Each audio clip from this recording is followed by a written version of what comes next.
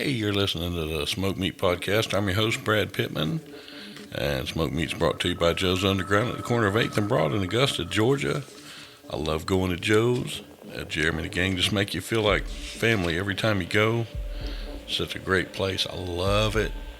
I love it. You need to go in there, sit down, have a drink, make some new friends, and just enjoy yourself. Relax during this time. Joe's is at the corner of 8th and Broad in Augusta, Georgia, in the bottom of the Lamar building. Remember, I goes to Joe's, and so should you. Now, today, my guest is a really special guy. His name is Howard Bloom.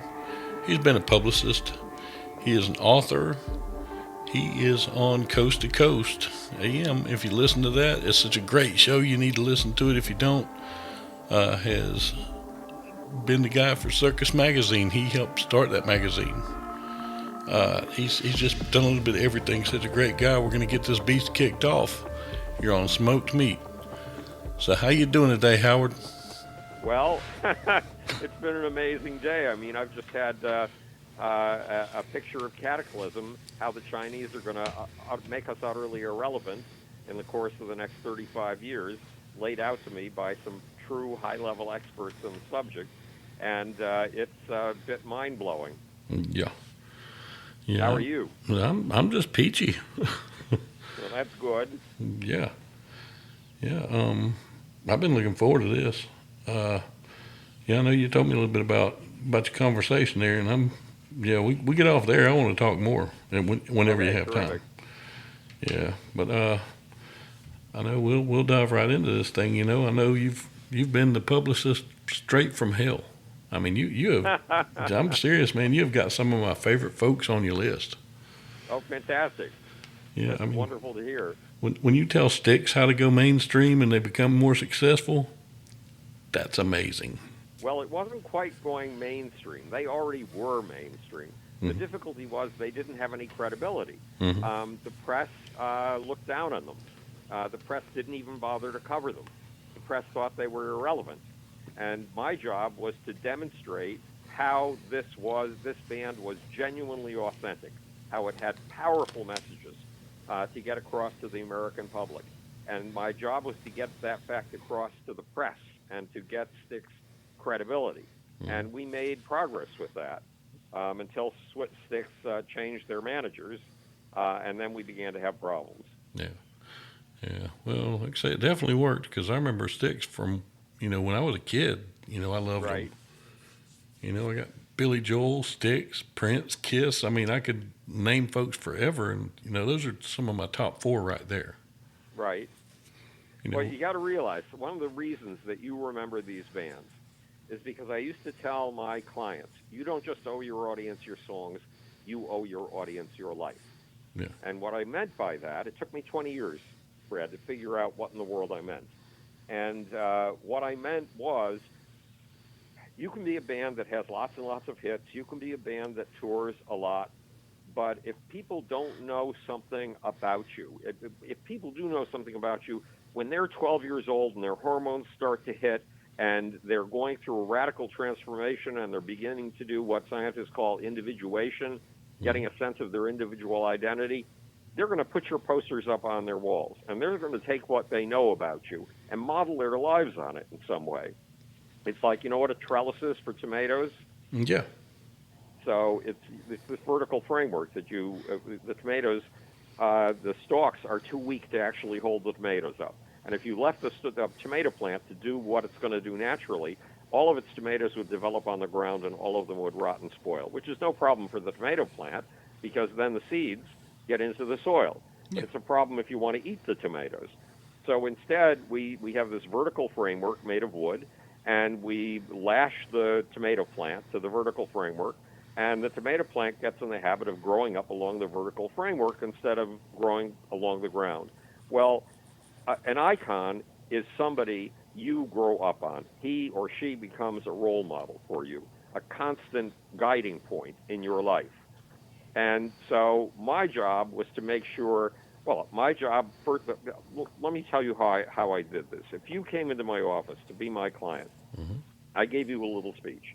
And the little speech went like this. If you expect me to fashion an artificial mask for you, something people call an image, And to sit here like a guy in a plaid suit with a cigar in his hand, flicking the cigar ash, telling you, kid, with this image, I'm going to make you a star, then I'm going to send you to my best competitor. That's not what I do. You'll be in my best competitor's office in 2 hours.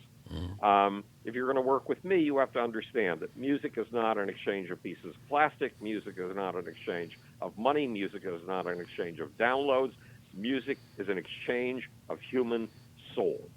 And what do I mean by that? I mean that when you sit down at 2 o'clock in the afternoon and you're on deadline for an album and you need to write a lyric, you know, looking at that blank computer screen, that you can never write another lyric again in your life, and you have no idea of how you've written your previous lyrics.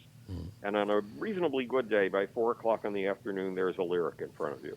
Well, I'm going to help you find the gods inside of you, the soul inside of you that wrote those lyrics. When you go on stage on a really good night, you see the eyes of the pupil of the audience widening. You see their pupils dilating, getting bigger. You see their faces melting. You see whatever that audience is, 700 people to 70,000 people. You see them melt into a common blob of energy, like a big amoeba. And you see that amoeba reach a pseudopod out to you and send all of its energy through you. And you suddenly have an out-of-body experience. You experience this as if you're on the ceiling watching the whole thing take place. Yeah. You see that energy go through you as if you're an empty pipe, reach a level somewhere around your head, get utterly transformed, utterly transmogrified, flow back down to the audience again, and you see their pupils widening even farther, and their energy comes back to you again. And you're in a continuous feedback loop, a reverberatory circuit. And for 70 minutes, you are outside of your body. You are watching yourself be danced on stage as if you were a marionette by all of this energy. And when you come off stage, it can take you up to an hour to come back to your hello, how are you, fine, thank you very much, ordinary self. Well, my job is to find the gods inside of you that danced you on stage, the forces, the powers, the soul that danced you on stage. And when you are going through this ritual with that audience of 700 to 70,000 people, the two of you, you are taking them into an ecstatic experience in which they are experiencing being a part of something higher than themselves and losing their normal selves entirely. And you are going through that too. You are taking the souls of those people. They are depositing in you through this continuous feedback loop. And you are caring for them and expanding them in astonishing ways. In fact, astonishment is the key to what you do for your audience. So if you're going to work with me, I'm going to find the soul inside of you, the gods inside of you that wrote those lyrics. I'm going to find the gods inside of you that danced you on stage. And if you're willing to put up with that, and if you're willing to put up with one further condition, I'll work with you. And that one further condition is I'm going to spend 6 weeks studying every lyric you've ever written, every album cover you've ever put out, everything that's ever been written about you. And then I'm going to come out to see you in your environment, not mine, yours. Mm-hmm. And we are going to sit down for anywhere from 1 to 3 days with no wives, no intercessors, no assistants. It's just you and me. And I'm going to be doing something that I call secular shamanism. I'm going to be soul diving. I am going to be looking for those gods inside of you. And when I find them, I am going to introduce them to you. And I'm going to teach the hello, how are you, fine, thank you very much self how to articulate those gods inside. So if you're willing to tolerate all of that, I'll work with you. If you're not willing to tolerate that, then I'm sorry, you need my best competitor. Man. So that's, for me, and this is what the music business was all about as far as I was concerned. And so you can ask how in the world I got to that, and that is a very peculiar story because when I was a kid, nobody wanted me in Buffalo, New York, my hometown. The kids didn't want to have anything to do with me, except when it came to grabbing my hat and throwing it back and forth between them, or throwing my books into a lawn filled with dog shit, or chasing me around the block. For that, I was useful as a target, but that was it. And my parents didn't have any time for me and didn't seem to be the least bit interested. So one day I was sitting in my family living room, and there was a book in my lap that I'd never seen before and that would then disappear. So God knows what it was. And it said the first 2 rules of science are these: the truth at any price, including the price of your life. And it gave the example of Galileo, and it gave it all wrong. It said that Galileo had been willing to go to the stake and be burned alive in order to defend his truth. It would take me 30 years to find out that wasn't accurate. but I needed the heroic story. Yeah. And then the second rule of science: look at things right under your nose as if you've never seen them before, and then proceed from there. Look for things that you and everybody around you take for granted, that are invisible to you, and flush them into visibility, and then proceed from there. And it gave the example of Anton von Leeuwenhoek, who in about 1670 invented the microscope and looked at pond water, something people had been seeing all their lives, and saw that it was filled with tiny little animals so small that humans couldn't see them, that we had been sharing the planet with this vast amount of microscopic life since we first evolved as modern humans 200 million years ago, and yet we hadn't known it until then. And those became the principles of my life: the truth at any price, including the price of your life, and look at things right under your nose as if you've never seen them before. But because I was very unpopular, I didn't listen to popular music, not at all. I was listening to Rachmaninoff, Beethoven, Bartok, and Stravinsky. And because popular music was the music of the kids who used to beat me up, I wasn't the least bit interested in it. But I had a peculiar experience. When I was 12 years old, I realized I was an atheist. And and I didn't dare confess it until after I'd had my bar mitzvah and after I'd taken in all the presents and deposited all the checks and spent 2 months writing thank you notes, and then I could finally confess to myself that I was an atheist. Well, a couple of weeks later, the Jewish high holidays came, and my parents, who were not very observant, felt that these high holidays were profoundly important. So they wrestled me into a suit somehow. I don't know how, because I hate suits. They got me into their blue four-door Frazier automobile. I don't know how they did that either. But then when they reached Richmond Avenue and parked, which is where the synagogue was, I refused to get out of the car. So my parents were tugging at my ankles, trying to drag me out of the car, and I was holding on to the door frame, and I had a sudden realization. If there are no gods in the sky, if there are no gods in the heavens, if there are no gods under the earth, are there gods in this scene? Yes, they're in my parents. They're in my parents in the passion that makes them so insistent on getting me to that synagogue that they are willing to drag their firstborn child up the street like a sack of meat. And if the gods are inside my parents, then the gods are inside of me too. And I started looking for the gods inside of us. Now, look, I got my start at 10 in theoretical physics and microbiology. So you would think that this is a diversion. I was looking for the ecstatic experience and how it changes the forces of history. You would think it's a digression, but it's not, because the goal of science which became my life, is to see as much as you possibly can see in life. Remember the second rule: look at things right under your nose that you experience and everybody around you has experienced, but you've taken for granted. And the ecstatic experience was one of those things. The gods inside of us were one of those things. So I realized while my parents were dragging at my ankles that Galileo had made his discovery by taking a spyglass, a tube with lenses at both ends, and it was designed in Holland as a military instrument, and the Dutch were up against the Spanish, who were trying to conquer them. And this was a device that would allow the Dutch to see the Spanish 10 minutes earlier than they would have been able to see the Spanish coming without it. And every 10 minutes counts in war. Yeah. Galileo had the audacity to take that instrument, the spyglass, and turn it up at the heavens. And now everybody knew what was in the heavens. First of all, this was an outrageous act. The heavens are God's underwear. The heavens are the bottom of God's living room carpet. You don't go examining God's underwear, for God's sakes. And everybody knows what's up there. It's perfect circles, because God is perfection and the circle is the perfect shape, and Aristotle told us that.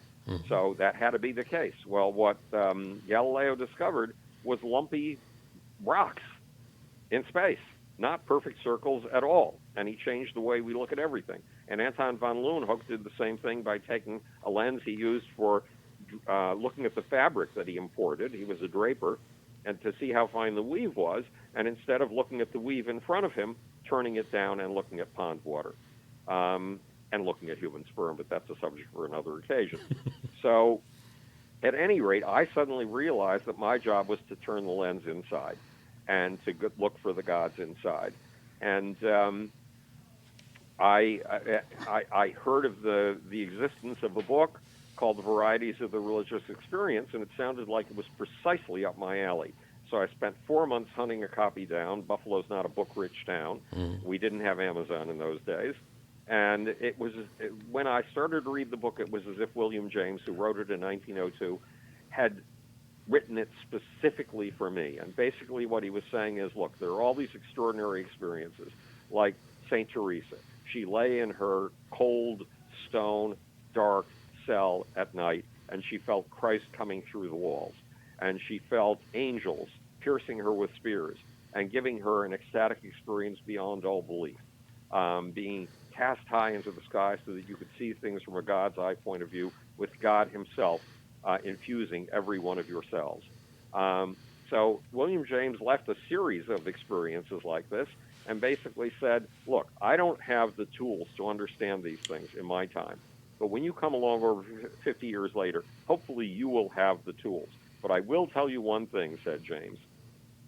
Sometimes things that are psychopathological, that are seen to be mental illnesses, in the hands of the right people can become the engines of history. So I wanted to find those gods inside. I wanted to experience them. I wanted to experience those ecstasies, which I did get to do, and I wanted to be able to describe them and figure them out scientifically, what in the world they were all about.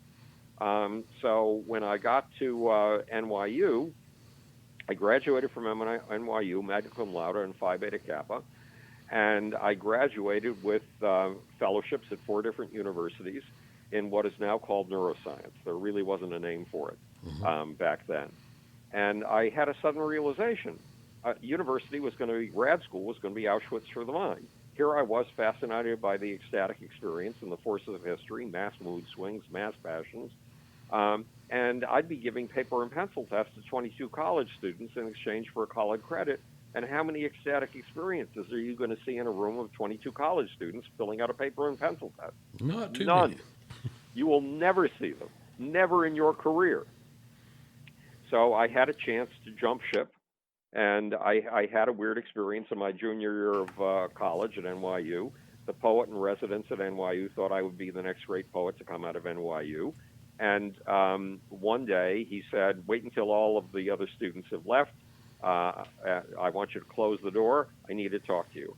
And Brad, this did not sound good at all. Yeah. So I waited until everybody filed out. I closed the door. I sat in the bawling out seat. I waited to be bawled out.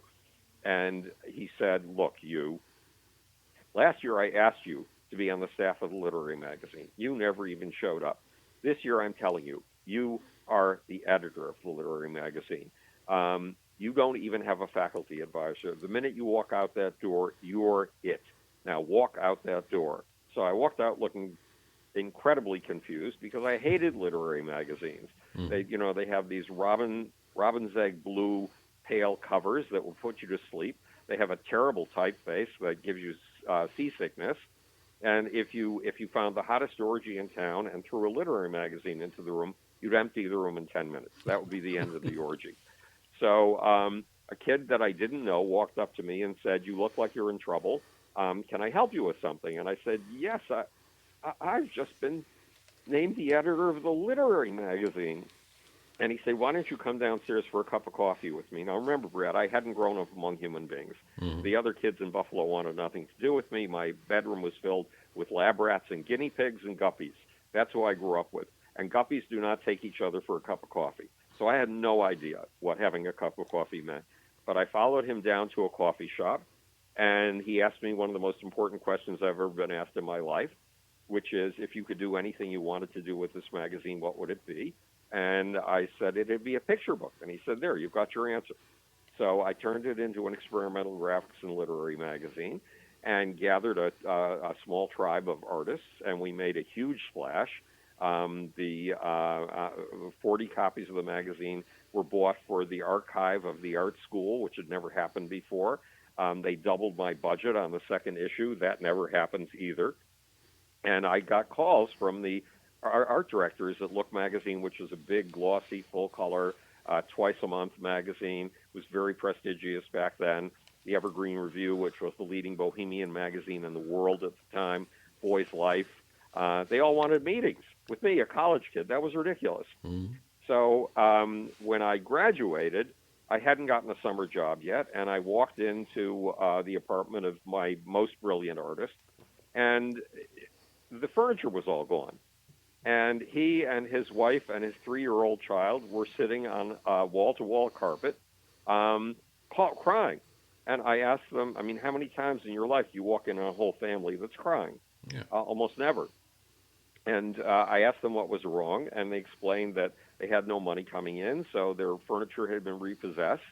Their electricity and phone were about to be cut off, and they were about to be evicted from their apartment. And I said, "What? That's crazy. You are one of the most extraordinary artists I've ever seen in my life. If anybody sees your work, they're going to buy it. Give me your portfolio. I'll take it out for 2 weeks. I'll get you enough work to pay your rent, and then I can find a summer job." So the artist, Peter Bramley, stuffed the portfolio with the work of a couple of his friends who had always wanted to be an art studio. And I took their portfolio out, and by the end of the summer, I hadn't sold anything. I got New York Magazine interested in doing a feature on us, but I hadn't sold anything. So I called Columbia University and told them that I had a back problem and I wouldn't be showing up that year, which unfortunately is not true. It doesn't live up to the truth at any price, including the price of your life. And I continued with this for the next 3 years. And I saw it as a periscope position to get into the dark underbelly where new myths and movements are made. Mm-hmm. And that's exactly what it turned out to be because 3 years later, when I invented a new animation tech for NBC TV. I made it on the cover of Art Direction magazine.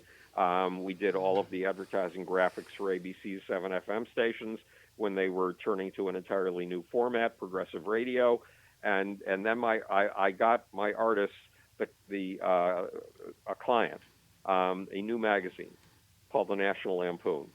And the worst of our artists, there was one artist whose work made me sick, but Peter Bramley had stuffed his work into our portfolio anyway. He didn't care. Mm-hmm. And that artist convinced the rest, or at least half of the artists, to throw me out of the studio because then they wouldn't have to give me my percentage of this big check that was coming in from the National Lampoon, and he could take over as art director. So he did a terrible, terrible job, and they lost.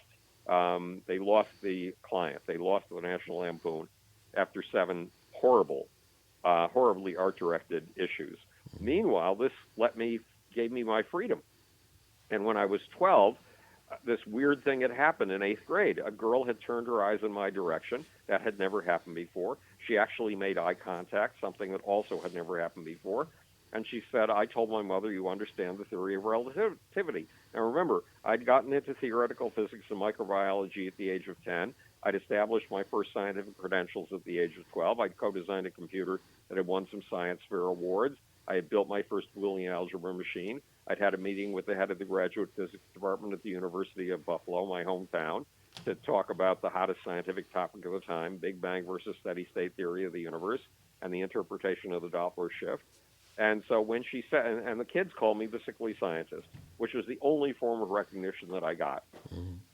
So when she told me that she told her mom that I understood the theory of relativity, I could not confess to her that I did not understand the theory of relativity. Instead, I waited until school was out. I jumped on my bicycle. I pedaled to the local library where the librarians knew me better than my mother did.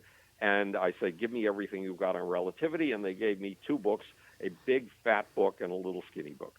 So I started with the big fat book when I got home, and it was all equations, just 7 words of English on a page. I Mm-hmm. don't understand equations. I never have. And I only got up to page 50, and it was 8 o'clock already. And I realized I got 2 hours till my mom puts me to bed. If I don't understand the theory of relativity in the next 2 hours, I'm in serious trouble. So I picked up the little skinny book, and again, it was like the William James experience. It was as if Albert Einstein had reached out through the pages of the book and grabbed me by the lapels and said, "Schmuck, listen up. If you want to be a genius, it's not enough to come up with a theory only 7 men in the world can understand. If you want to be a genius, you have to be able to come up with that theory and express it so clearly that anyone with a high school education and a reasonable degree of intelligence can understand it." So Albert Einstein had given me my marching orders. Mm-hmm. If I was going to be an original scientific thinker, I was going to have to be a writer, and not just any old writer. I was going to have to be an extremely good writer. So I had back to Cloud Studio, I had been co-designing my clothes with a designer on the Lower East Side, what's now called the East Village. And I walked into the office of an underground fashion magazine called Rags, wearing one of my outfits, and I expected to put the portfolio down on the table and for this gorgeous all-female staff to gather around and ooh and ah over the artwork, and that didn't happen. Instead, their jaws dropped when they saw me coming out of the elevator. They looked at the outfit I was wearing, and they said, "Do you have more of these?" And I said, "Yes." And they said, "Could you write an article about them?" Well, that's exactly what Albert Einstein was pushing me to do. Mm-hmm. If I wrote for magazines, I would be writing at the level that Albert Einstein had demanded: clarity and deliciousness. And I ended up as a contributing editor on that magazine and wrote 175 pieces for them, which meant getting up at 6 in the morning, going naked to the typewriter, an old 1940s Remington manual typewriter whose keys you had to hit with the power of a sledgehammer, and writing until 8 o'clock in the morning, going into the art studio, spending the day advancing the art studio's career, going home at night and writing until 11 o'clock. So when the artist threw me out, I was covering a parapsychology convention for another magazine called Natural Lifestyles that had made me a contributing editor too. And somebody saw that I was frantically taking notes, that my notepad was glued to my left hand as if it were my sixth finger, and walked up to me and said, "Would you like to edit a magazine?" I thought, wow, if I edit a magazine, I can do my writing during the day, and I won't have to get up at 6 in the morning. So I said yes, and I had no idea of what the magazine was about. And I walked into a meeting with the publisher, and in those days, you couldn't simply Google somebody to figure out who they were. You couldn't Google them to see what magazine they were publishing. And when I walked into his office, he explained that the magazine was called Circus. I Ooh. thought clowns and elephants, okay. And he said, no, no, no, it's about rock and roll.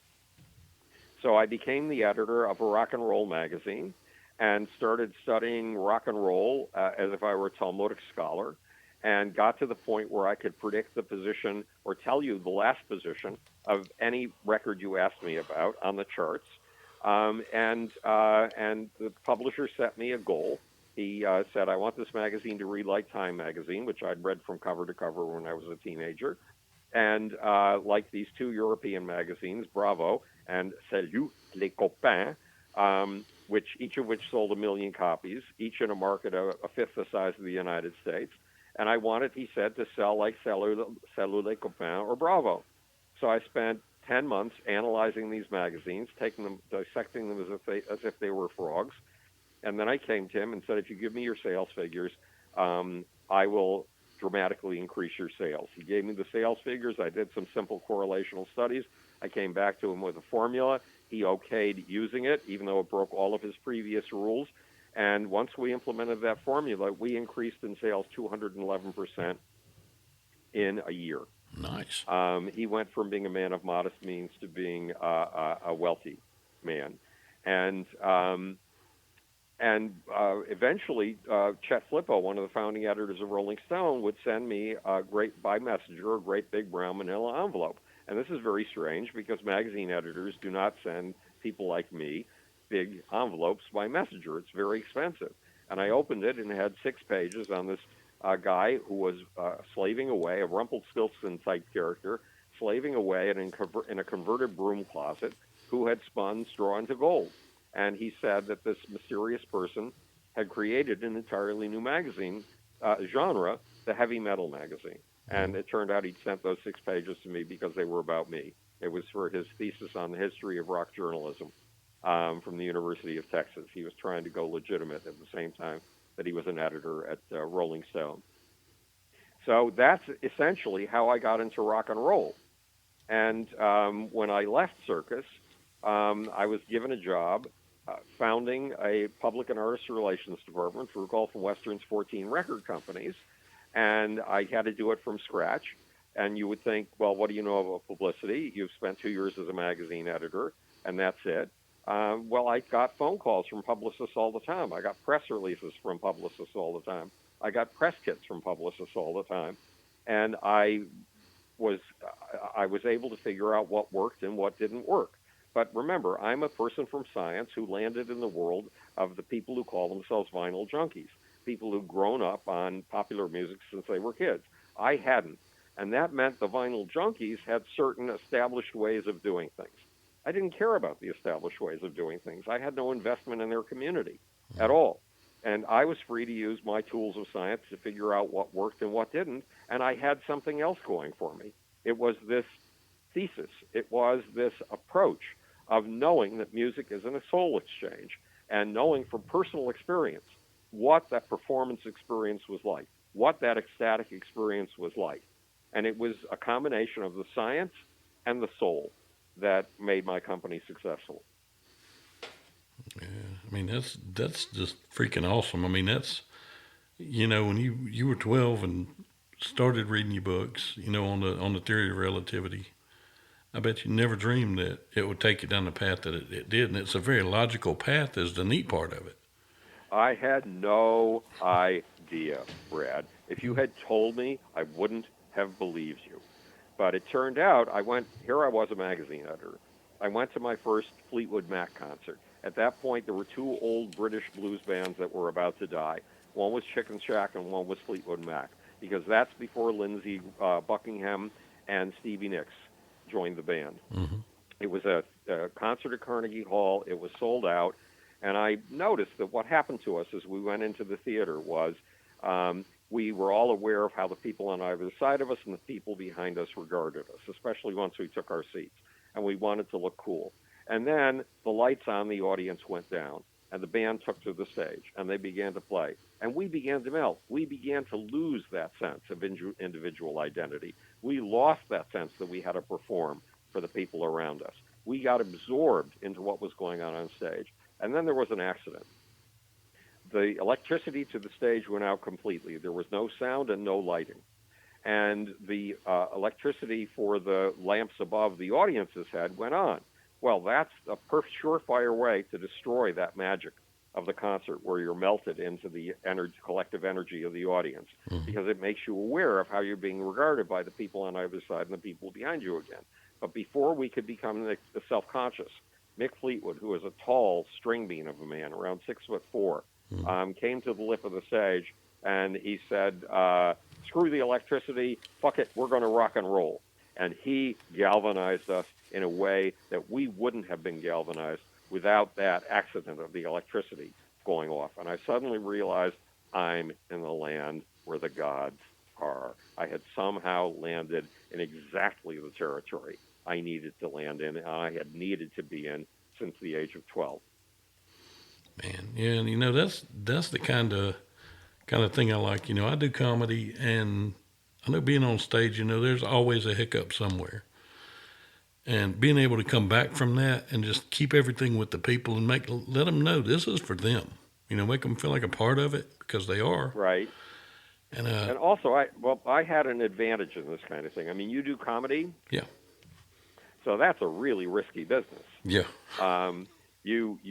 There you are backstage, and if I were looking at you backstage, you would look like a perfectly normal human being to me, but I would see just how vulnerable you were. I mean, there's an audience out there of 350 people, and you have to get them in the first second, or the first 2 seconds, or you don't get them at all. Yeah. You have to assert command over them in some way in those first few seconds. And it is a scary experience, because there's a good chance you won't be able to do it. And that good chance you won't be able to do it, that risk, going over a cliff, basically, to see if the air will hold you up, is something you have to go over every single night. I mean, is that an accurate description of what you experienced? That is very, very accurate.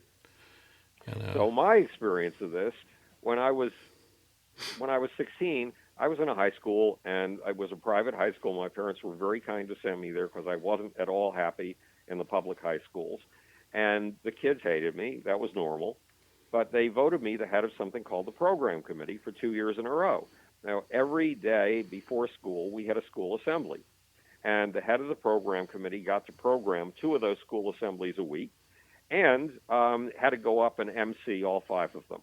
Now, going in front of an audience for the first time was so scary that I had stage fright for the first 2 months. It was agonizing.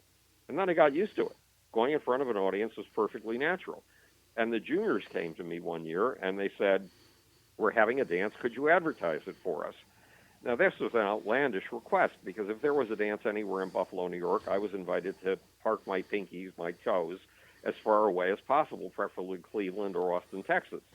Um, but nonetheless, I did it. So I put a record on the turntable, and I can't dance, Brad. I can't do the box step. I can't do the foxtrot. I can't do the waltz.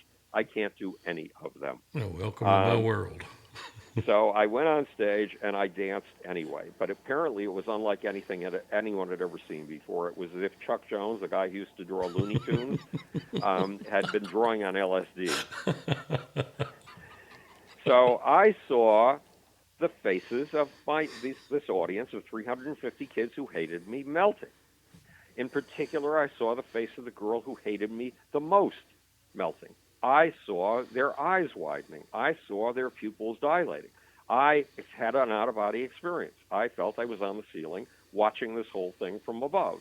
And I saw exactly what I described to you. The energy of the audience congealing into one big amoeba blob, reaching a pseudopod out to me, the energy going through me as if I were an empty pipe, going up to someplace around my head, being utterly transformed, going back out to the audience, their pupils widening even farther, and their energy coming back through me again. And when it was all over, the audience, the school, the entire school body, did something it had never done before, and it would never do again in my time at that school. And it did it as if they had been practicing it all their lives. They surged down to the foot of the stage. They picked me up. They put me on their shoulders. They carried me out of the auditorium. They carried me up the walkway to the building where we had our classes, and only then did they let me down. So I knew what Prince and John Mellencamp and Michael Jackson were going through when they performed, and that helped me immensely. And it Nice. turns out that if there had been a God designing my career path, he couldn't or she couldn't have designed it more perfectly, because ultimately I would get to spend time with Michael Jackson. And Michael Jackson was something beyond anything I'd ever seen in another human being. He had a Mm. quality of awe and wonder and surprise that I never expected to see in my lifetime. That's the second law of science. Look at things right under your nose as if you've never seen them before and then proceed from there. Michael did that. And he had a degree of commitment to his audience that was beyond anything I'd ever seen before. And that's the first rule of science: the truth at any price, including the price of your life. So I had wanted to say no to the Jacksons because the Jacksons were a sure thing. I explained to their managers, who kept calling me for 4 months asking me to work with them, that you could get a talking dog to say the words Michael Jackson on the phone, and any magazine editor anywhere in the country would give you a cover. And I don't do talking dog tricks. Mm. Those are too easy for me. And then after 4 months, they called and they said the Jacksons are coming into New York City and they would like to meet with you. Well, again, this is a matter of not having known human rituals when I grew up, that I had heard this sentence: if you have to say no to somebody, tell them to their face. Yeah. So I felt I owed them the courtesy of at least saying yes to the meeting. The meeting was at midnight on a Saturday night. Now, my Saturdays and Sundays were my hardest working days of the week because the phone doesn't ring on Saturdays and Sundays, and you can concentrate. And I could go over every single one of my clients' campaigns and see where we needed to go from there. But I took the meeting at midnight anyway. I went up to one of the top floors of the Helmsley Palace. The door that I got to was white and gold. It was apparently the correct room. I knocked on the door. The door opened 2 inches, and I suddenly realized I had to say yes to the Jacksons. And the reason was this. I don't know if you remember, but way back in the 1980s, um, record cassettes were big things. Oh, yeah. You put a lot of songs on a cassette. And, um, and one cassette company had this ad in which there was a guy sitting in a big easy chair. He had long hair. Memorex. Yeah, exactly. And so you saw he was plastered up against the chair, and his hair was flying back behind him, perfectly horizontal, perfectly parallel to the ground. Well, the door opened 2 inches, and I saw, and I had an immediate perception. Four of the most honest, decent human beings I would ever meet were sitting up against the wall, looking as if they were in that picture. There was something dark, brooding, and trouble in the room. They didn't know it necessarily on a conscious level, but it was there. And if you give me a crusade, I'm your person. Hmm. I will stand up for you. I will risk my career for you. I don't know whether I'd risk my life for you because it never came to that, but it did come to risking my career several times. Um, and so I said yes immediately. Well, a couple of months later, I was at Marlon Jackson's pool house. And a pool house is a little building next to the pool. It's big enough for one room on the first floor and one room on the second floor.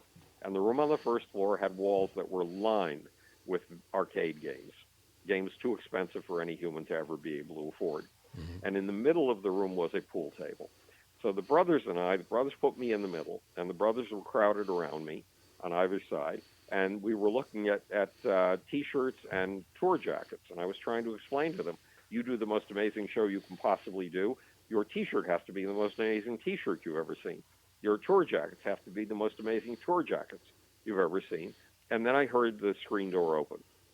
Well, when I was 19, I had been taught another human ritual I didn't know, which is if there's somebody who other people want you to meet, you go up, you put your hands out, or your right hand out, you say, "Hi, my name is Howard," and they automatically say, "Hi, my name is fill in the blank." Yeah. So I had read at that point about 1,000 articles on Michael Jackson. The stack of clippings on Michael Jackson was 2 to 3 inches high.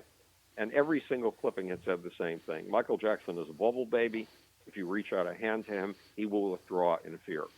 So I knew it was Michael at the screen door. I walked over, I stuck my hand out, and I said, "Hi, my name is Howard."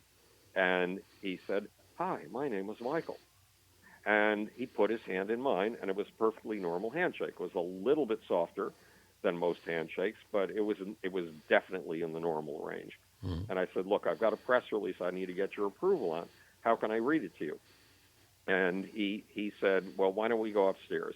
So we walked up the stairs. The second floor room was filled with amplifiers and keyboards literally to the ceiling. So Michael took a spot on one amplifier. I took a spot on another amplifier, and I started to read him this press release. Now, something you have to remember here: writing for me was a sacred obligation. Einstein had told me I needed to be a writer. When I was 12, I had studied writing like a madman. I had worked on my writing in ways you wouldn't believe. And I'd gotten to the point where I'd been made the editor of the literary magazine, and the literary magazine had won 2 National Academy of Poets prizes. So my writing was not ordinary, and I did the writing myself because I realized I get a vision from the artist from doing this secular shamanism, going soul diving, and my artists.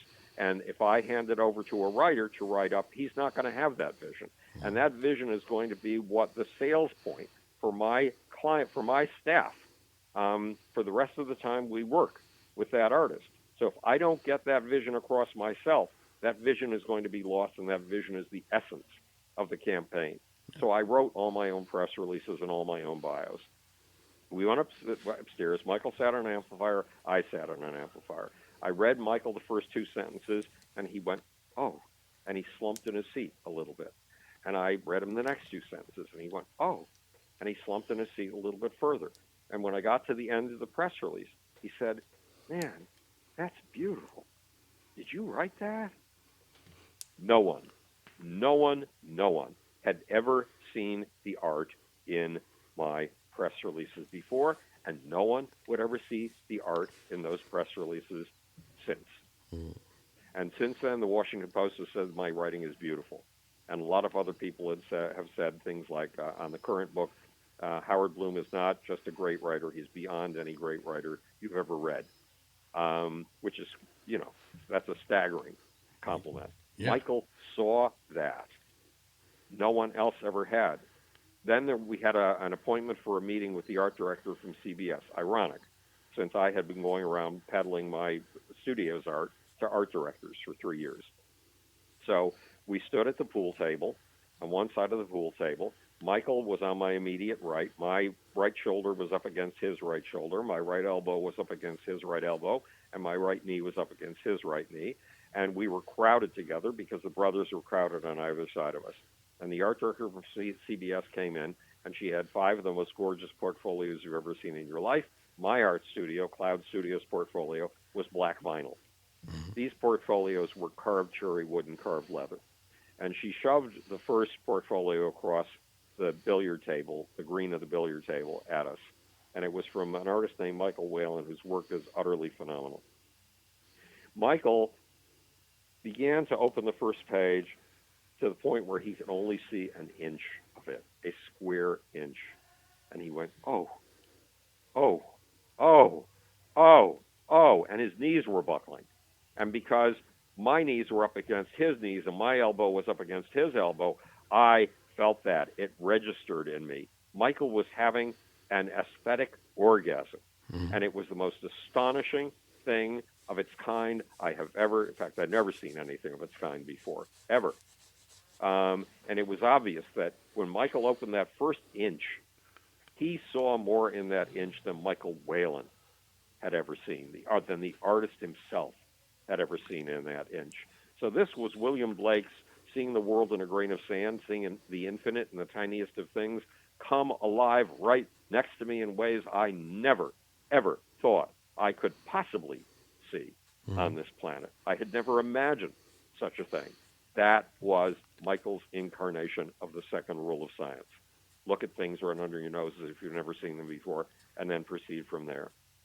And then a few months later, I kept my office was on 54th Street and Lexington Avenue in Manhattan, and it was a two-story office with a circular staircase. And I kept a little $19.95 red nylon knapsack behind my desk with a spare shirt, a razor, a toothbrush, and a TRS 100, which is the very first laptop computer in case of emergencies. So I got a call at 4 o'clock in the afternoon, and the person on the other end said, Michael is canceling his tour. You're the only one he'll listen to. You've got to be out here by 11 o'clock tonight.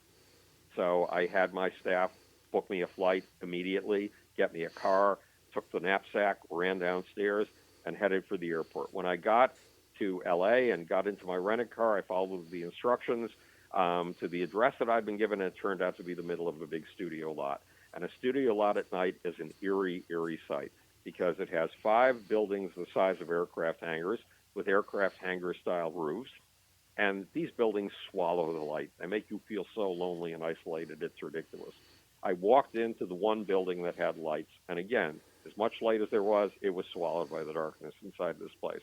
And I saw the brothers rehearsing on a 110-foot stage. Now, to get an idea of the scale of a 110-foot stage, in 1976, ZZ Top had me named the ambassador of Texas culture to the world because they wanted to take Texas culture everywhere and show that Texans could be proud. So they built a stage in the shape of the state of Texas that was tilted at an angle so everybody in the audience could see its shape. And it was 75 feet. The brothers were on, the Jacksons were on a 110-foot stage. That's 60% bigger than the ZZ Top stage.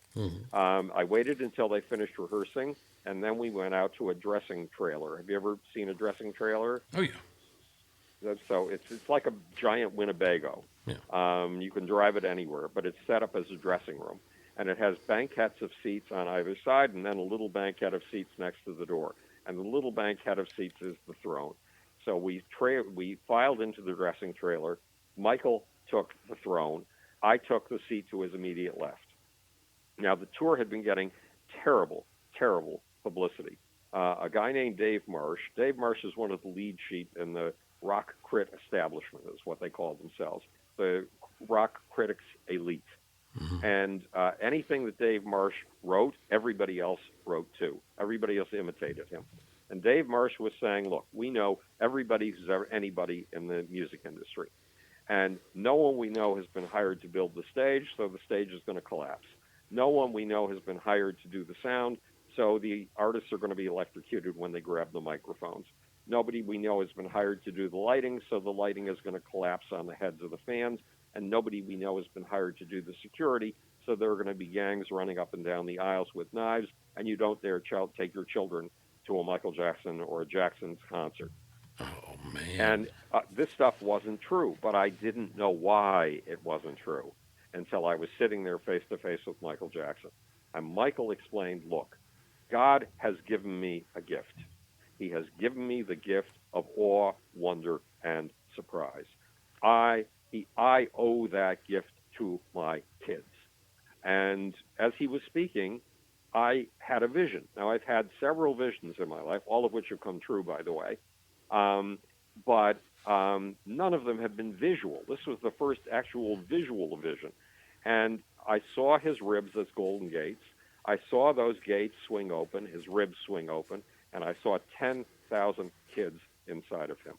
And he explained, I have wanted to give the quality of awe, wonder, and surprise that I get to my kids with this tour.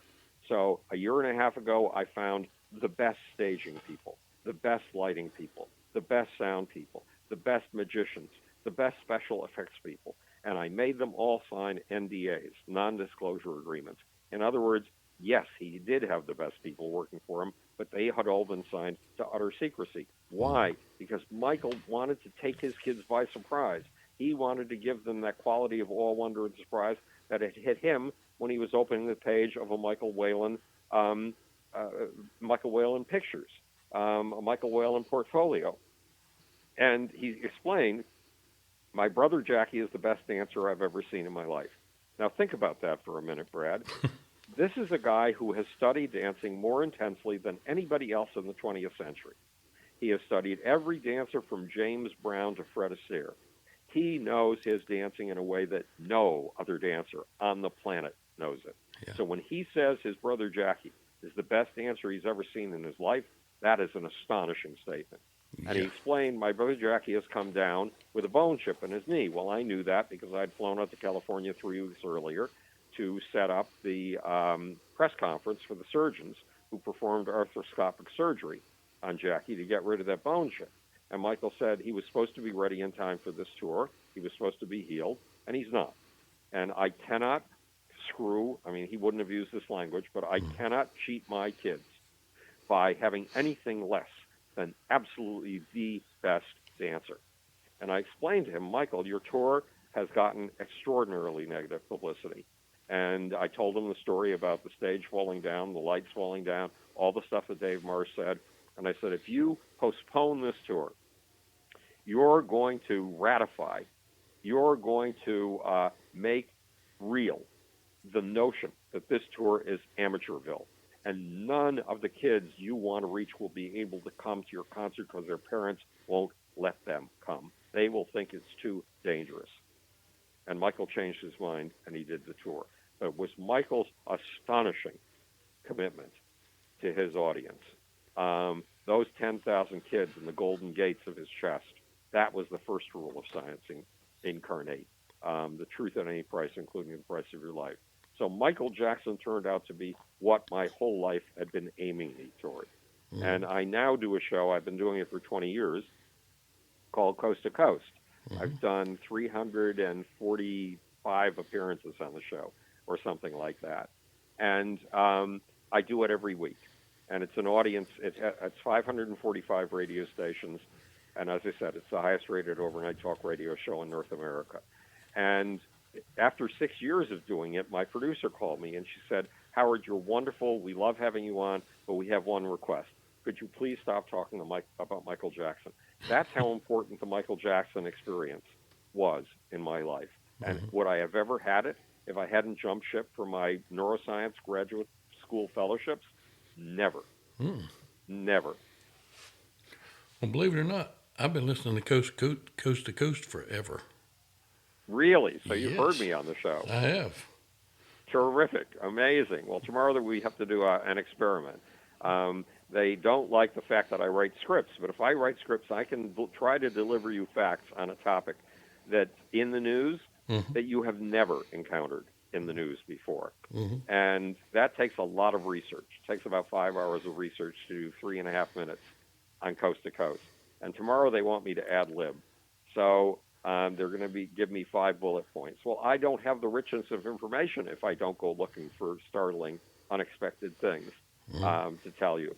So we'll see how it works out. They promised me I can go back to writing scripts if it doesn't work out. So we'll see. But so to me, here's what Michael Jackson represents to me. In 1954, every physiologist, sports physiologist worth his salt, knew with absolute certainty that humans were not built to go faster, to run a mile in faster than 4 minutes.